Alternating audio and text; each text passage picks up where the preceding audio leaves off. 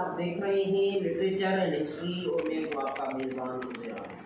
ناظرین، سب سے پہلے آپ لوگوں سے یہ درخواست ہے کہ ہمارا یہ channel literature and history subscribe کر دیں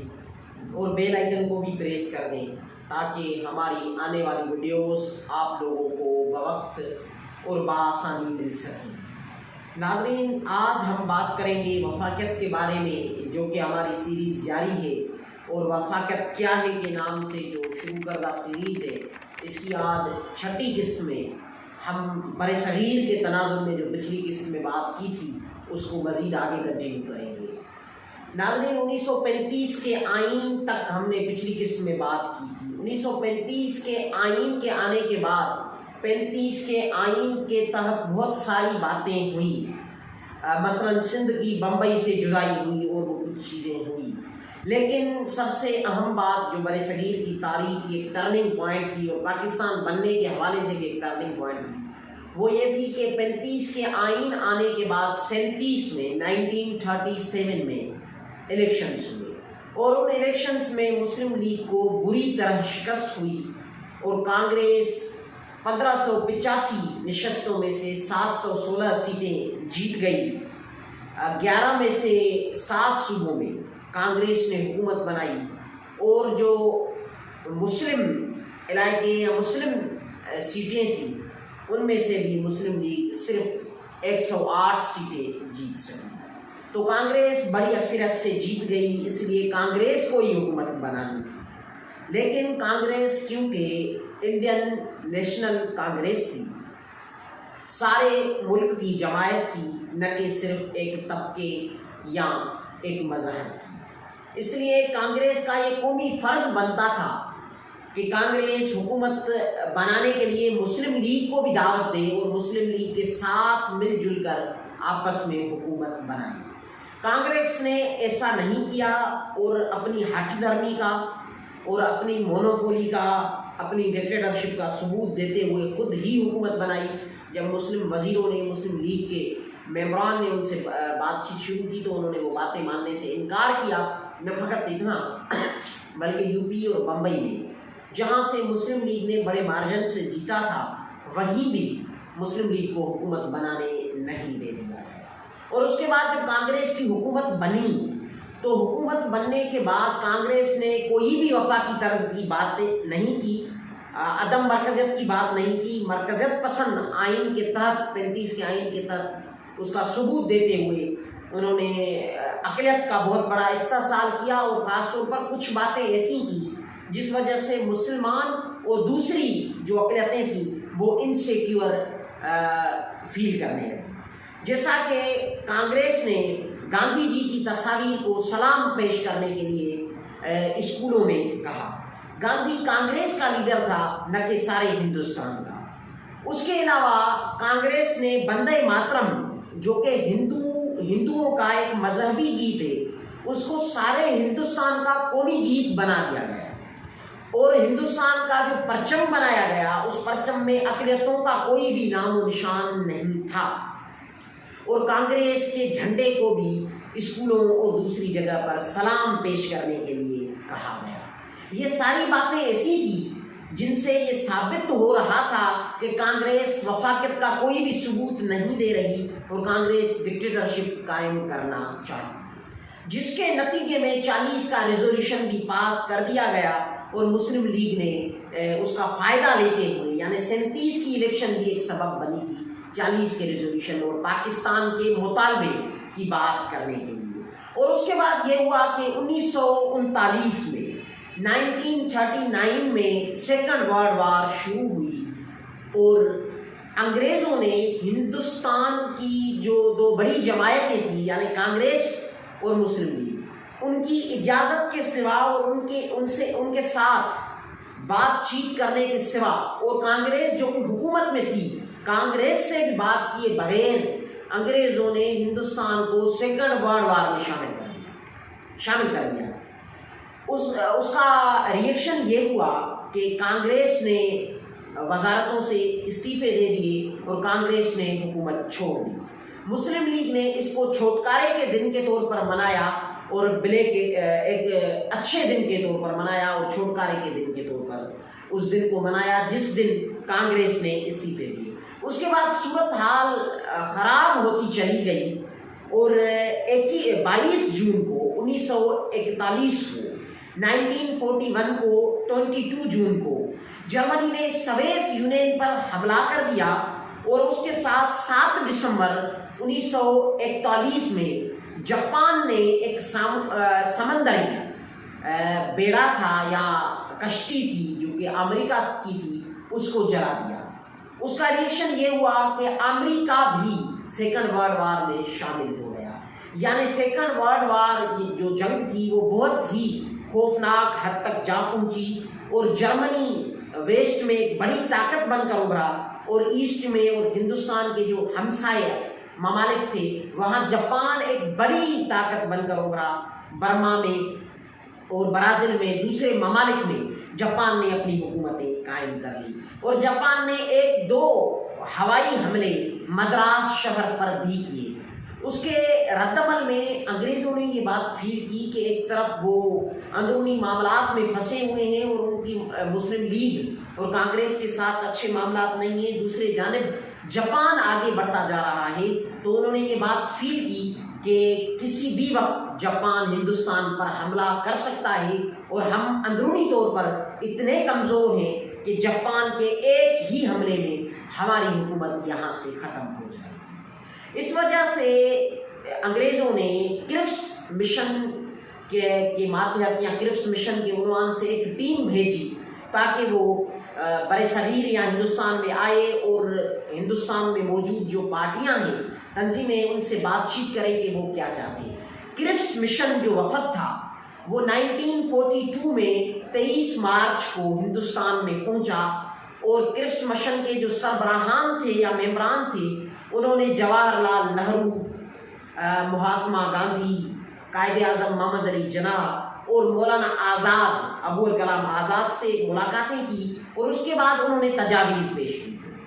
کرپس مشن کا یہ منصوبہ تھا، جو آئینی منصوبہ تھا، اس کا خیال تھا کہ ہندوستان کو ایک یونین کے طور پر بنایا جائے جس یونین میں بہت ساری ریاستیں ہوں اور ان ریاستوں کو 10 سال کے بعد یہ اختیار دے دیا جائے کہ اگر ان میں سے کوئی بھی ریاست ہندوستان میں نہیں رہنا چاہتی تو وہ ہندوستان سے باہر ہو جائے اور ہندوستان سے الوداع ہو جائے۔ یہ اختیار جو ہے یہ کسی بھی ریاست کو ہونا چاہیے۔ یہ بات کرپس مشن نے کی جو کہ گاندھی جی کو بہت ہی ناگوار گزری اور گاندھی نے اس بات کی وجہ سے کرپس مشن کو رد کر دیا اور مولانا آزاد نے وہ باتیں قبول تو کی لیکن مولانا آزاد نے ایک شرط لگا دی۔ مولانا ابوالکلام آزاد نے یہ بات کہی کہ کیونکہ ہم آپ کی سیکنڈ ورلڈ وار میں مدد کر رہے ہیں اور جنگ کے بعد آپ یہ وعدہ کر رہے ہیں کہ جیسے ہی جنگ ختم ہوگی تو آپ انڈیا کو ایک یونین بنائیں گے، تو اس لیے ضروری ہے کیونکہ ہم جنگ میں آپ کی مدد کر رہے ہیں تو جو جنگ کا منسٹر ہے یا دفاع کا منسٹر ہے وہ ہمارا ہندوستانیوں کا ہونا چاہیے۔ یہ تجویز مولانا آزاد نے رکھی لیکن کرپس مشن پلان کسی بھی ایک منصوبے پر نہیں پہنچ سکا جس وجہ سے کرپس مشن ناکام ہوا اور واپس انگلینڈ چلا گیا۔ اس سے پہلے ایک بہت بڑی بات ہوئی جس کا ذکر کرنا بہت ضروری ہے، وہ تھا 1940 کا ریزولوشن۔ 1940 میں منٹو پارک میں لاہور میں ایک اجلاس یا جلسہ ہوا مسلم لیگ کا جس میں پاکستان کا مطالبہ کر لیا گیا۔ اس میں یہ بات کر دی گئی کہ ہندوستان میں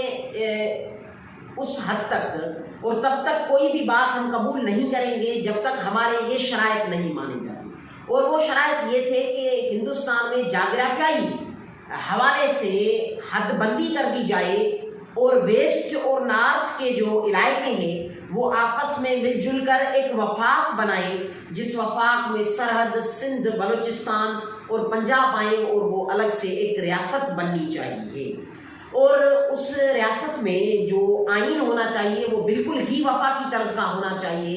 اور 3 یا 4 جو ڈپارٹمنٹ ہیں وہ وفاق کو دے دینے چاہیے، لیکن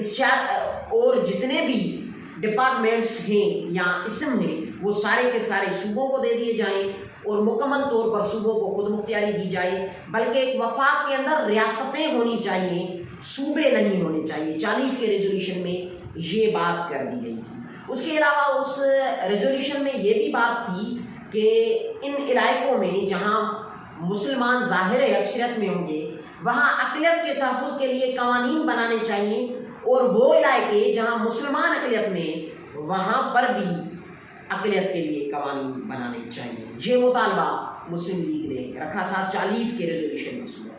کچھ تاریخ دان کہتے ہیں کہ یہ پاکستان کا ریزولوشن تھا، کچھ کہتے ہیں کہ یہ ہندوستان کے بٹوارے کا ریزولوشن تھا۔ حقیقتاً دونوں ہی باتیں ٹھیک ہیں، کیونکہ 40 کے بعد 1941 میں جب مدراس شہر میں مسلم لیگ کا اجلاس ہوا تو اس میں مسلم لیگ نے یہ بات واضح کر دی کہ اب مسلم لیگ کا مقصد ہے 40 کے ریزولوشن کو آگے لے جانا، اس پر عمل کر کے پاکستان کو بنانا۔ اور ہندوستان کے بٹوارے کی جب تک بات ہے تو وہ بات بھی ٹھیک ہے، کیونکہ ایک وفاق بنانے کی بات تھی ہندوستان میں ہونے کے ساتھ، یا ہندوستان سے علیحدہ، لیکن اس میں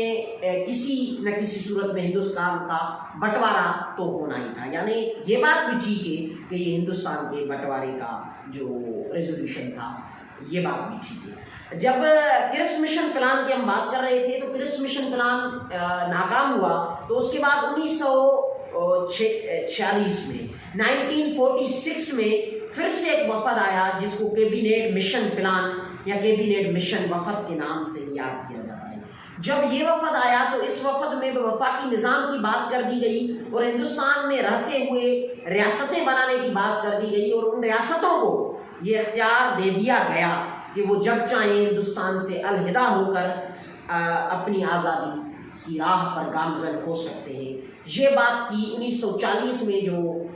کیبینٹ مشن پلان دے دیا گیا، اور کیبینٹ مشن پلان کی یہ جو تجاویز تھی یہ 16 مئی 1946 میں 1946 میں دے دی گئی تھی۔ مسلم لیگ نے بروقت اس کو قبول کر لیا،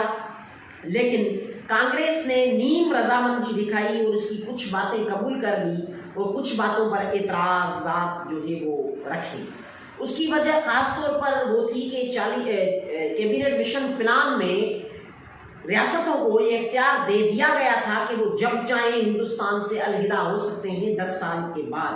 یہ جو بات تھی یہ کانگریس کو قابل قبول نہیں تھی، اس وجہ سے کچھ اعتراضات ہوئے، اور وفاقی نظام کی بھی بات تھی، سیپریٹ الیکٹورل سسٹم کی بات تھی کیبینٹ مشن پلان میں، اس لیے کانگریس نے پہلے اس پر نیم رضامندی دکھائی، لیکن کچھ عرصے کے بعد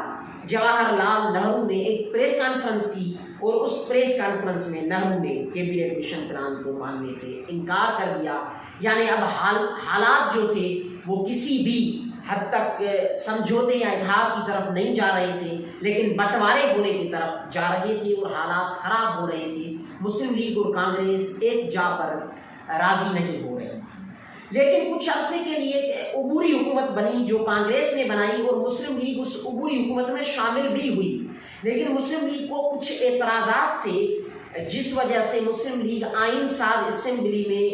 شمولیت مسلم لیگ نے نہیں کی، لیکن اس حکومت کا مسلم لیگ حصہ ضرور بنی۔ لیکن اس کے بعد نتیجہ یہ نکلا کہ جب باتوں میں سمجھوتا نہیں ہوا تو 3 جون 1947 کو 1947 کو بٹوارے کا اعلان کر دیا گیا، اور 14 اگست کو ہندوستان کا بٹوارا ہو گیا، پاکستان کے نام سے ایک الگ ملک بن گیا اور ہندوستان کے نام سے ایک الگ ملک رہ گیا۔